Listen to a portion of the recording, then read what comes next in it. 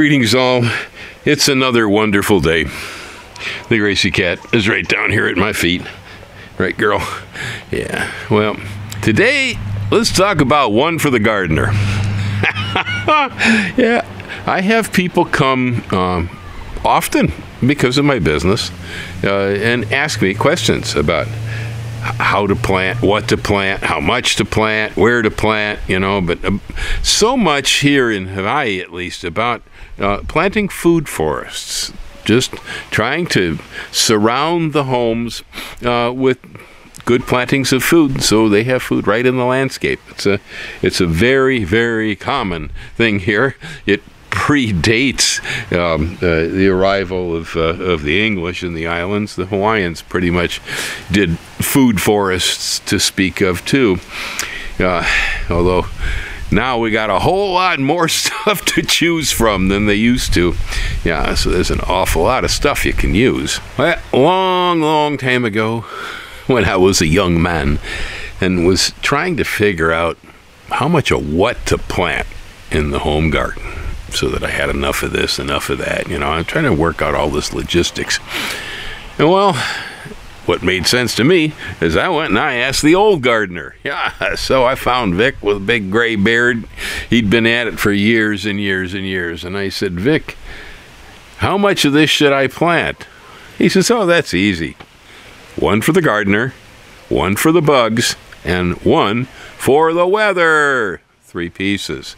If you want one, you plant 3. Okay, that made sense to me. And the truth of the matter is that even under a crop failure condition, generally, you're probably going to harvest 33% or so of what you planted anyway. Very seldom do you ever get a complete wipeout. So this is very logical.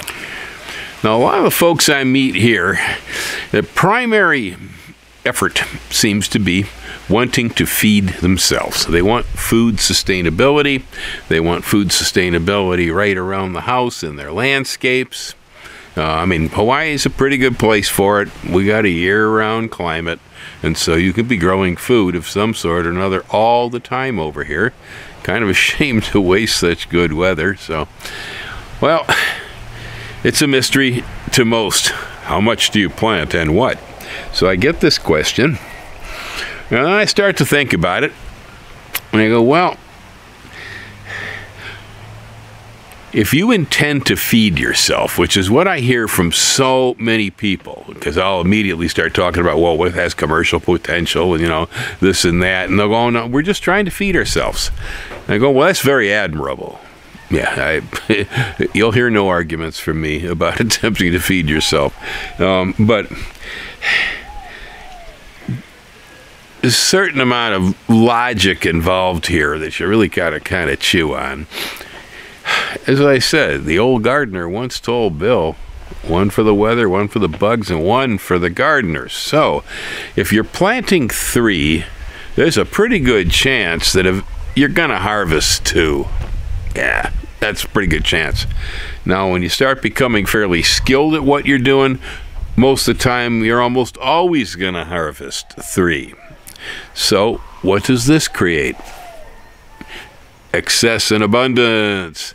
And you can't have sustainability for the family and food unless you have abundance. You really need to have more than you planned on.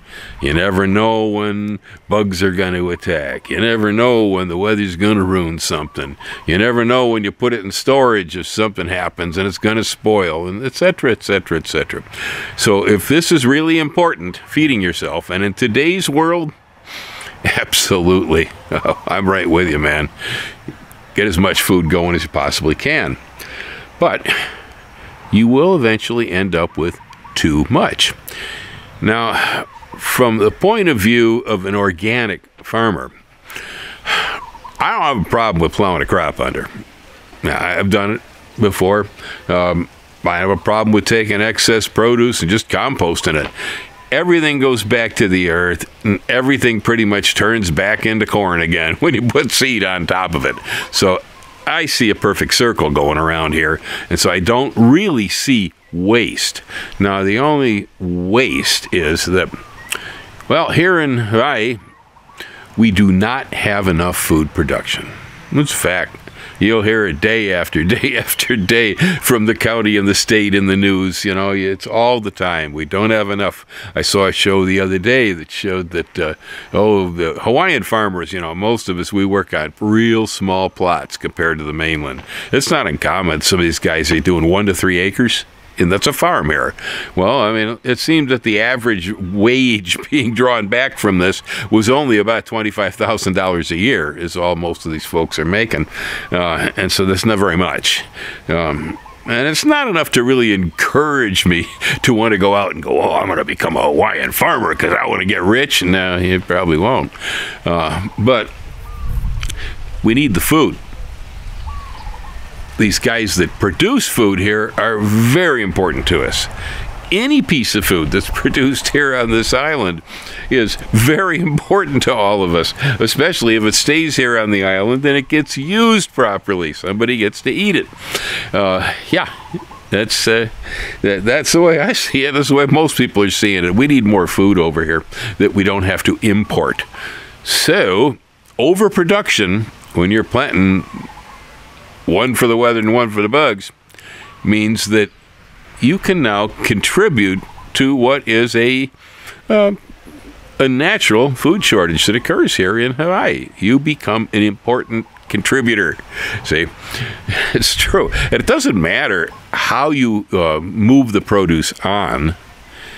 If you have abundance, if you're just handing it over the fence line to the neighbor, hey, it doesn't matter whether money is being exchanged or whether there's actual, value going back and forth here. The fact is that stuff gets on somebody's table and somebody gets to use it. So, I mean, I sell produce and plants and such all the time. This is a business, okay. But I also give away and barter. Okay, I have arrangements going with neighbors that have chickens who do eggs. Yeah, I don't have to bother with the darn chickens. They got the chickens. I got the stuff in the nursery. I got the produce, They walk out of here smiling with 3 tomatoes and a bag of corn, or a cabbage or something, and I get myself some eggs. It's a good arrangement. We're all very happy with this. It's really a very successful bartering arrangement I have going with the neighbors. I'm sure I could probably work something out with a fisherman if I wanted to, and so on. So, how this happens, it's not that important. Sometimes it's kind of nice when it's outside the usual economy. Sometimes, yeah. So, it's a barter thing. We exchange, but I also just give stuff away. Yeah. Somebody comes by, they're buying something. I kind of like the way they look. It's nice story, and I just give them stuff. I go, hey, that's fun. Here, take this.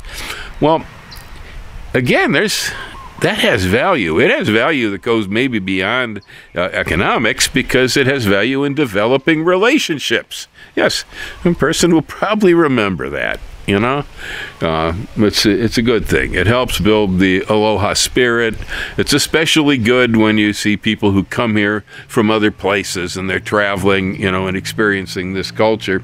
If you participate in the idea of giving and sharing, I mean, a traditional luau, man, that was what it was all about. More food than you could possibly deal with. Holy smoke. Yeah, it's a celebration of farming life and food. Well, we have a social issue here with agriculture where our society needs more locally produced food. So when you start to do this, all of a sudden, hey, you become an important contributor into what goes on here. Yeah, take credit for it. If you're constantly producing food and moving it off into the food chain here, you're contributing to good and value in the society and the island. You will feel it, and others around you will probably also pick up on it too. It elevates the whole society in the process because you're trying to feed yourself. That means you eat every day. Yeah, you're going to eat every day, right? Yeah, if you can feed yourself every day, every meal, that more power to you. But because it's going to be ongoing, and because you need 3 for 1, well, what this means is you're going to have steady abundance. You're going to have excess almost all the time. And you need to have that. It's important. Okay. So you're going to have this excess almost all the time.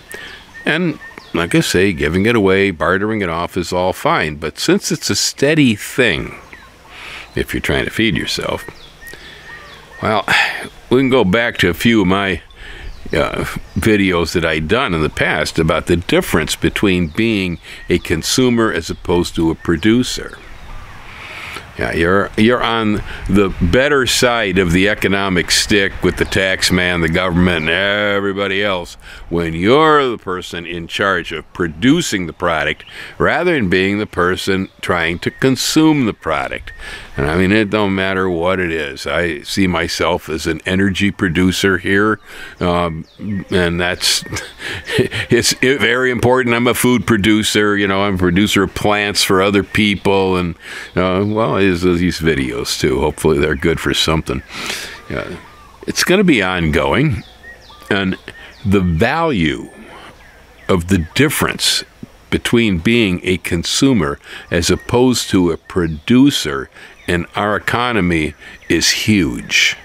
Those of you who have never crossed that line, and so that you've always worked for somebody else, never really had a product that you were selling into the marketplace yourself or dealing directly with those consumers, then you may not fully appreciate what this actually means, because the system in the economy is written for people that make money, people that invest, people that have something to sell. That's the way the economy is written, and it's supported for it. All right, and life gets a lot easier when you become a producer and you cross the line.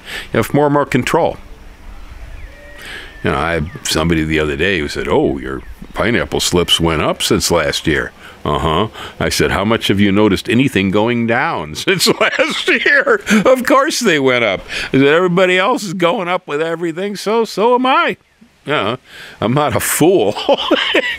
I'm always $1 behind the rest of the island on this anyway. Yeah, because our business principle here operates on, I don't go to you, you come to me. And because I don't have to worry about transportation, packing, refrigeration, any of that stuff, I can break the price. And we do. We're almost always a bit below. Now, I have people all the time telling me, "Well, Bill, you sell stuff too cheap." Well,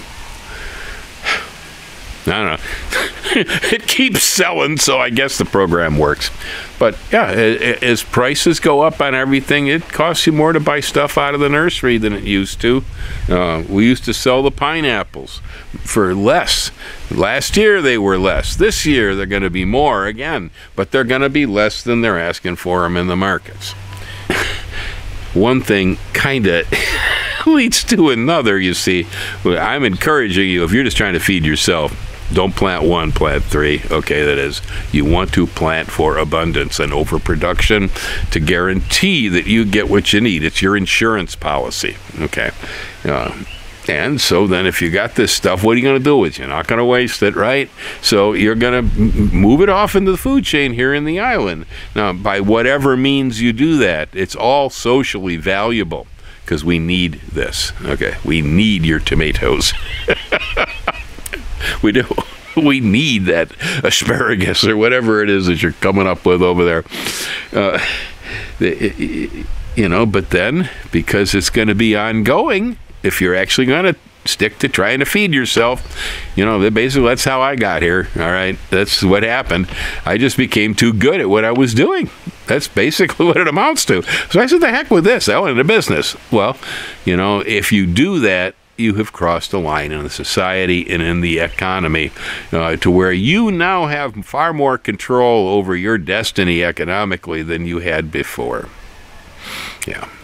Yeah, that's the truth. And even if it's only partial, you know, even if you're working as a security guard or making pizzas for Little Caesar in the evenings or something, whatever you make off that produce on the farm or what you're producing on the farm, it adds up. It adds up. You want me to pick you up? Huh?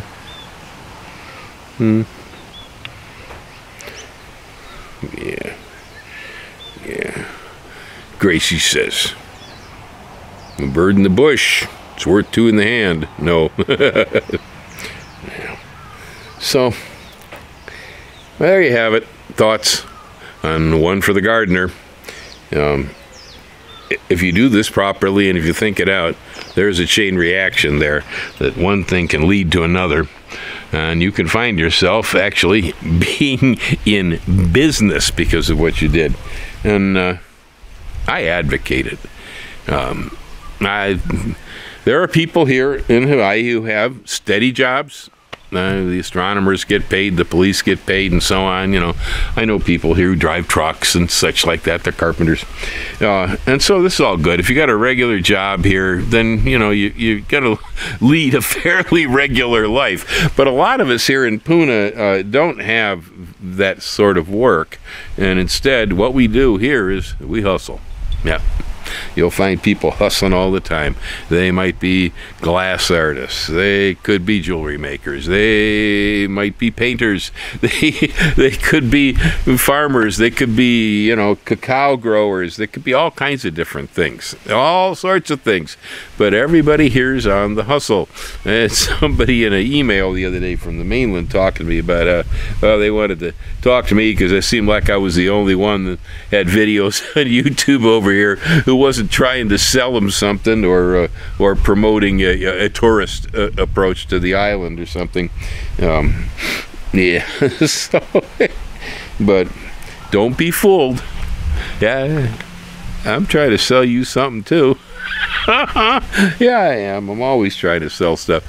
Yeah, all I got to do is get you interested enough to think this is pretty cool. I think I want to drop in and see that guy. Well, believe me, you're not going to leave here with anything left in your wallet.